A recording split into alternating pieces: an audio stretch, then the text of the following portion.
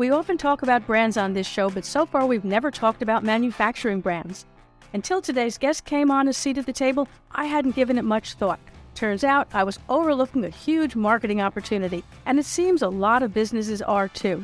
Today, Jim Huebner joins us on a seat at the table to discuss what manufacturers need to know about branding, not only to grow their business, but to protect the market share they already have.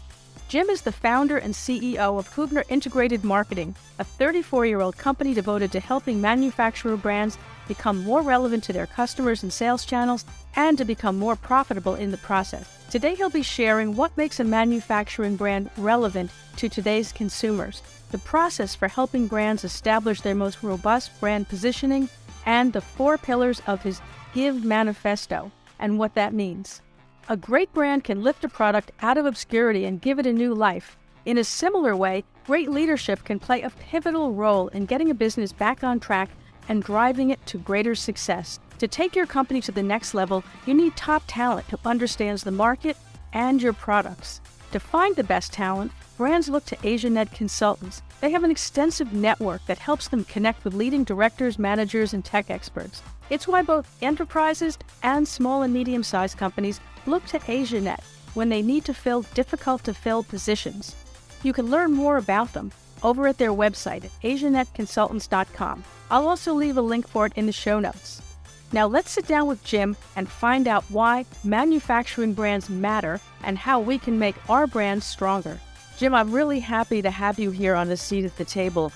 We've talked a lot on this channel about brands, but more or less from a consumer brand point of view. So I'm really happy that you were able to join us today. Yeah, well, thank you. I appreciate the opportunity to talk a little bit about making sure you're relevant in the marketplace. So yeah, that's so important these days. What would you say makes a manufacturing brand relevant in today's very competitive market? Yeah, that's a great question. And there's a lot of things. It's not just one thing that makes somebody relevant. It can be a lot of the things that a manufacturer does to maintain their relevancy, and it can come down to the way they promote or their messaging. It can come down to their products and what their products offer or don't offer. It can come down to the way they're distributed. All of those things kind of play into that. But I probably for the most part, what we do is we try to, with our relevancy reports that we produce, we try to come up with a message, the messaging for our manufacturing clients that communicate what it is that ultimately makes them most relevant to their customers.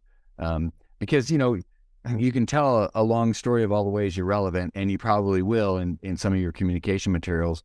But when you only got 7 seconds, with to grab somebody's attention, you really got to narrow that down to, well, what is it most importantly about us that is most important to the customers? I think that's really important. And I like the fact that you emphasize that you have to narrow it down, because I think we're all guilty of the fact that we want to include everything, because we figure if we cast a wider net, we're likely that someone will like something we do. And I mean, I'm guilty of that myself, even though I know better. I hardly can restrain myself from saying, just one more thing. And you're so right. Yeah, it confuses the person who's receiving the message, doesn't it? Yeah, I think so. I think Apple's a good example of, their theme was think different. Well, that covers a lot of bases. Yes. It's not, they think they do a lot of things differently, but what are they known for? They're known for not being mainstream, not being like everyone else. They do things, and have always done things very differently. And I think that's probably why I became a big fan of theirs early on. So. Yeah, absolutely. Now, how would you define a manufacturing brand as opposed to, let's say, a consumer brand? Well, a lot of times, we found that we worked with some brands that are B2B to C. So sometimes what your messaging is to, say, an example where it's a manufacturer who has a dealer network. They independently owned their dealership who are selling a product. So that message to the dealer is going to be very different most of the time than it is to the end customer. The end customer doesn't care about turnaround or some of the things that's important to the dealer, the financing programs and those kind of things. And so that messaging might need to be different between what they say to the dealers and then what marketing materials or things they're providing to the dealers to then say to the end customers, because that's a whole different piece. So in the end, what's relevant to the dealer is different than what's relevant to the customer. So sometimes the messaging needs to be tweaked. Yes, absolutely. Yeah. So that would also include people who are making perhaps raw materials or components or things that they're marketing to someone who's just a little further downstream. Yeah, so that's the B2B situation there. The vendors are going to have, as an example, the vendors might be communicating to the manufacturer something about the materials and why that material that they're using is better. Now, the end consumer, that may not be the message. The message may be to the end consumer that it works better, or it performs better. But getting into the weeds of why isn't necessarily always what's going to resonate with the consumer. Sometimes it is. Some of those things might be important, but probably the more technical it is, the less the consumer's necessarily going to kind of relate to that. But what they'll want in the end is peace of mind, knowing that it's going to work, knowing that it's going to perform to their expectations. Right. Yeah, I think that makes a lot of sense. Now, what's your process for helping brands establish their most robust brand positioning? Oh, that's a great question. And I think, most marketing agencies have a process. So I guess I feel pretty confident in ours just because, we've been around for 34 years and have done it a lot of different ways. But, the last, probably 20 years, we've kind of refined our process, and we call our process, we do a relevancy report. It's just a measure and a gauge on not only how relevant the client currently is, how must-have they are to their customers, but also where there may be opportunities to be even more relevant or important to those customers by either tweaking messaging, tweaking product, tweaking distribution, any of the 4 Ps of marketing. And our process, again, is the relevancy report. And then once we've gone through that, and that's a pretty extensive process, we interview in person. We'll interview key staff members, mainly C-suite, as well as maybe some VPs of sales and marketing and anybody else that's touching the brand on a daily basis. We'll survey a lot of times the entire company via email surveys. And this is all just to get everybody on the same page. Well, first us to get us understanding how everybody sees things, but then ultimately to get everybody on the same page, like saying, okay, we've listened to everyone, and this is really what you're all about. And we also listen to other vendors who sell to that same client. We listen to their customers, and a lot of those are phone interviews or in-person interviews. And so generally speaking, we'll do anywhere from 15, I think the average is about 35 personal interviews, and then email surveys anywhere up to 500 to 1,000, depending on how many people touch the brand. But a lot of times, if you have a dealer network, there may be a dealer network or distributor network of 300 or 500 or more. And you really want to hear from all of them, because what we found is it really doesn't come down to what the masses say. It comes down to what a couple individuals pull out and make these very specific comments that really help turn the lights on. What we always say is, our clients coming into doing a relevancy report, they may already know 85%, 90% of what we're going to come up with, what we're going to discover in that process. It's that 10% that usually sheds this new light, or at least a reaffirming light on exactly what makes that client of ours stand out. And that's really where we try to focus. And then once the relevancy report is built and everybody's in agreement, yeah, this is who we are, this is what we're all about, we usually develop the positioning statement in that, and even a tagline oftentimes within that. Then we build what we call a relevancy roadmap. Okay, so if this is who we are and this is what we want the world to know about us specifically, then here's the plan of how we're going to do that, and get at least our microcosm of the world, everybody that's a target prospect of ours, to understand it. Here's how we're going to communicate that. Yeah, I think that's really interesting, and it sounds easy, but it's actually really, really difficult to be able to winnow something down like that, to be able to capture that exact essence of what makes that manufacturing brand unique in a sentence. Yeah. Right, That's right. someone, yeah, who's unfamiliar with that brand or manufacturer can instantaneously understand. I mean, that's actually Yeah. a far bigger challenge than people realize. Yeah, it's it's funny. Mark Twain once said, the difference between a word and the right word is the difference between a lightning bug and lightning. Right. And that is the thing. It's finding that lightning, it's finding that lightning bolt phraseology or wordsmithing that really where all the magic ends up happening. But it's like you said, I mean, it's crazy to think to an outsider that and I think my wife probably, thought early on, like, why are you taking so much time with this? But I think over the 30 years, she's realized, yeah, you can't, you do, it's come up with a 5-word phrase that encapsulates everything, or 7 words or 3 words. It's not, it doesn't happen overnight. It takes lots and lots of listening to really, come to the end of that. And in my book, so I wrote a book called The Irrelevant Old Brand, and in that it's a business fable. And in that I talk a little bit about, well, I talk a lot about, the story is about a manufacturer who's having this issue with kind of decreasing margins and losing some sales that they used to always make. And they kind of are becoming commoditized a little bit.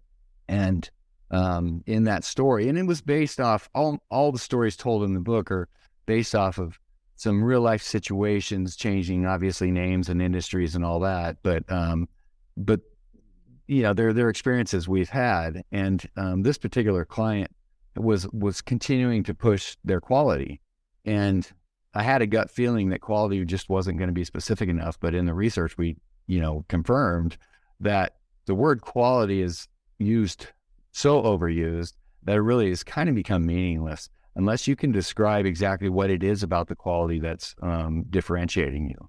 And so that's in the book. That's what the hero goes through this process, and his consultant the sage figures out that really what it is about the quality is that their product was the most dependable on the market. And they understand that through one interview they have, and this actually happened with us. One interview I had with an engineer who was telling us about this product and why they always spec'd this product in. And this manufacturer happened to make a product that was used on deep sea exploration. And the engineer said, well, you got to understand, when I've got a robot on the bottom, on the ocean floor, the last thing I'm worried about is the extra $5 I spent on your client's product. Right. And so he goes, because we know it's going to work. Right. And then I related back to some things we saw on the factory tour of things that they do that nobody else does to ensure the dependability of it. And so it was all these things. It was the factory tours, the discussion with the engineer, or what everybody was saying, that zeroed in on this kind of idea of it's all about their dependability. That's all the people who use their products, that's all they care about is just the dependability. So they don't need to be a price leader. They don't need to be the low cost product on the market, because that's not why people buy it. So that's a good example of where we take people. And like you said, it doesn't happen overnight. It takes usually 6 to 8 weeks. Hey, 6 to 8 weeks is pretty fast for that, considering that you're doing the polling and surveys. That alone is actually difficult. People don't think about how difficult that is, but having participated in that myself, trying to get feedback for our publication, people aren't sitting there actually thinking about your product.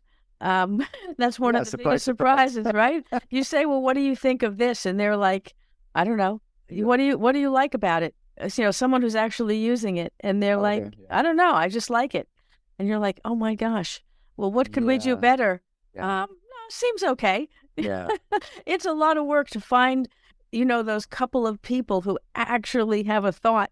Right. Yeah, very, very difficult. So we definitely get the, people that just want to get off the phone. And I understand, that you have the people who are excited about talking about it because they are real fans. Right. Those really are the ones that you're going to get the most information from. But, you got to you got to sift through a lot to find those, and that's just part of the process. Yeah, absolutely.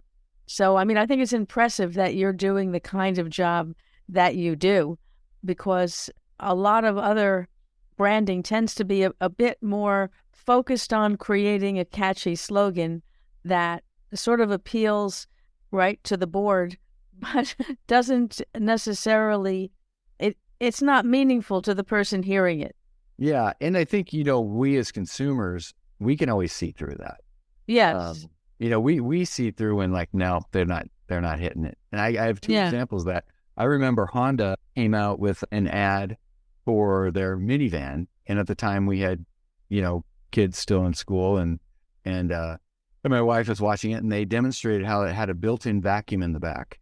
Oh. And my wife, I always call her the oracle of consumerism, because she'll just without thinking about it, will just speak these truths about what I do for a living. Like, okay, and she's watching this commercial and she goes, boy, somebody's listening to their consumer. Yeah. Because she could totally relate. You need right into the back of your minivan because it's always got something, Cheerios or dirt or whatever.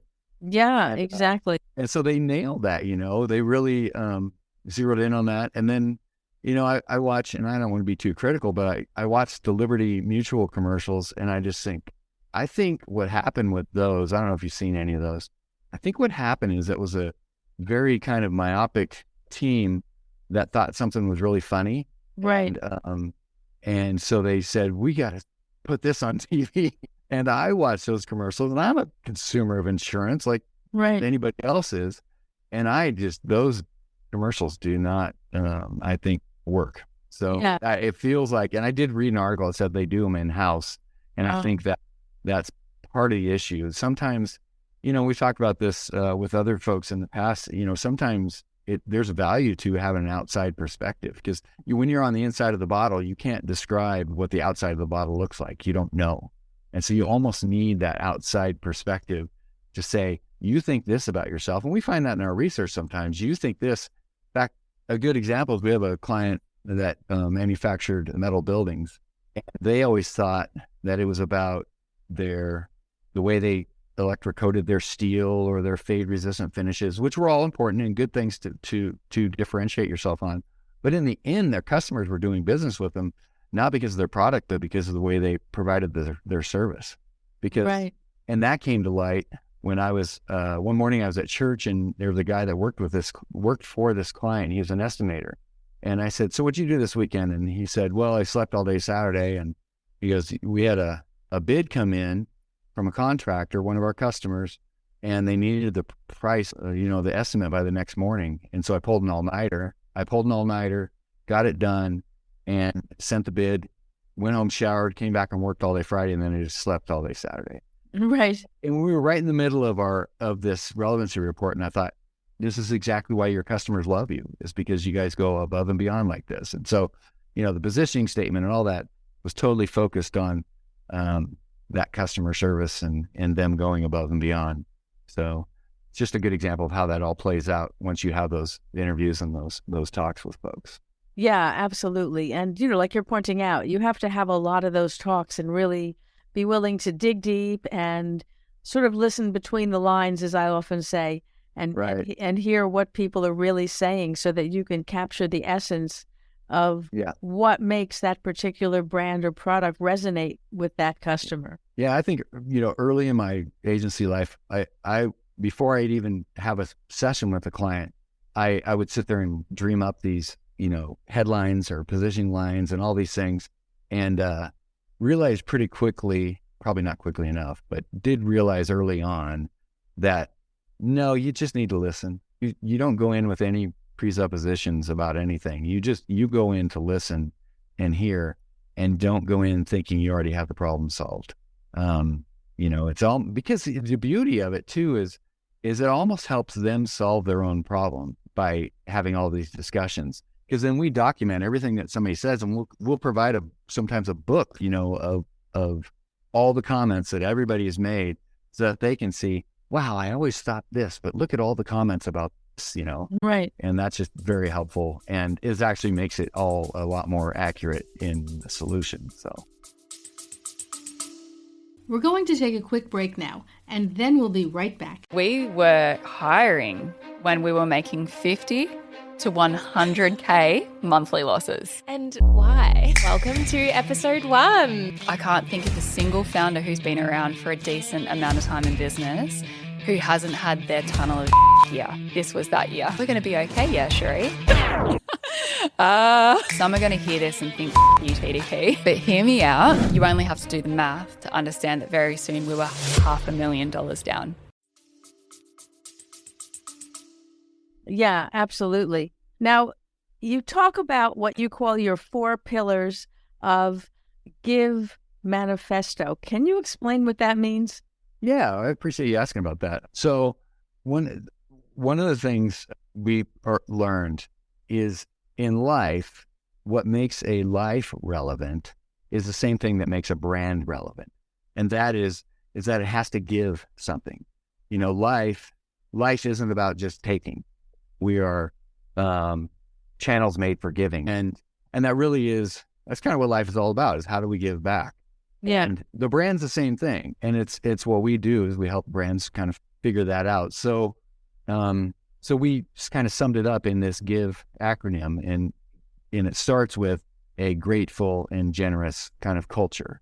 And if you can't be grateful, you know, for the opportunities you're given in business, for the air you breathe, for waking up each day, if you can't start out just being grateful, then everything else is a lot harder. And I think a business really needs to start off at the beginning by being grateful, which translates into then being generous, wanting to give to their clients, wanting to meet those needs, wanting to, you know, go above and beyond and deliver and all that. So that's grateful and generous. And then second is kind of what we've been talking about, is the inspired difference. You know, it's right by discovery process. What is it that's not just different, but is relevantly different?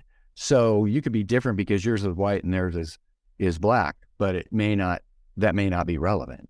Yeah. And so it's more, that's why we use the word inspired, plus it starts with an I, which fits really well. But so it needs to be a step above differentiation. It needs to be inspired. It needs to be something, what we refer to as, you know, we market for strategic awareness. We want them to be aware of something about us. You'll hear people say, well, we just want to be top of mind, or we want to, you know, we just want to build awareness. Well, you don't want to just build awareness. You want to build strategic awareness. You want them to be aware of something specific about you that differentiates you from everybody else. So that's what inspired difference is. And that's one of the things we try to produce out of the relevancy report. Then, you know, the next one's pretty obvious. That's value exceeds price. You know, right. The more value the customer perceives they're receiving compared to the price that they pay, the more discrepancy there is between that, the more relevant that probably is. It's a kind of a direct correlation between the value and the price. Warren Buffett said, you know, price is what you pay, but value is what you get. And right. the bigger that difference is, the more valuable, meaningful, relevant that product or service probably is to the customers. And then the last one is endless quest. And that just says, you know, this never stops. Look at Blockbuster. Blockbuster was extremely relevant in the 80s and 90s. And then they became extremely irrelevant after the 80s and 90s. And so I think it's easy to say this, and they've been the example for so many. I almost hate bringing it up again. Right. But it's just such a great example of not keeping your finger on the pulse. And for whatever reason, I don't know what happened there. You know, obviously I don't have any context there or anything, but but there's lots of businesses. You know, I think I quote that in the book. There's 550,000 businesses a year that go out of, you know, that go out of business or bankrupt or whatever. And I think in the end, a lot of that is just based on them not being relevant. Either their service or product isn't needed, or their pricing was out of whack and wasn't relevant to a customer what they're willing to pay, or they couldn't deliver, you know, or whatever. But it all kind of boils down to irrelevancy, right, in one way or another. Yeah. Yeah. Well, that's just it. I mean, and as you're pointing out, it's really hard to look at your own product and see it through the eyes of your customer. It is. Yeah. Again, it's the whole being on the inside of the bottle. You just almost need a third party Yeah. Whether it's us or someone else, just try to get a third party involved. It just, that outside perspective helps so much. Yeah, it does. And it's difficult when you're getting feedback about your product and you're hearing things that are negative and not thinking, well, we thought that was really good. And you find out that actually nobody likes that, but they like something else that you Right, think that's is awful, right? Yeah. Obviously, you want to address if they're valid and have an effect on sales. You definitely want to address the negatives. But in the end, what you're really looking for is, yeah, but what is the reason people still buy then? Right. You know, if they hate us, okay, we get that, but they're still buying. So why are they still buying? Is because we're, priced right, because we offer something nobody else offers. And that's what you got to figure out. And sometimes, companies know that. They know what that is. But again, it may just be that they're not communicating it the way they should be communicating it. Just like our client who kept saying quality. Well, it wasn't the quality. It wasn't just quality. It was, what about the quality? It was the dependability that the quality offered. So. Right. Yeah, but that's such an important point. You know what I mean? People say, well, it's sort of the same, but actually it's not, because it's a huge shift from the mindset of the person who's purchasing it. Yeah. Well, yeah, that's a great example. It reminds me of the Timex commercials, said Timex, great quality watch. You never would have remembered anything about Timex. Right. No awareness. Timex, though, it takes a licking and keeps on ticking. Yeah, I remember that too. It was a really good tagline. Yeah. When's the last time Timex ran an ad? And, right. 30 years ago, 20 years ago, and I still remember it.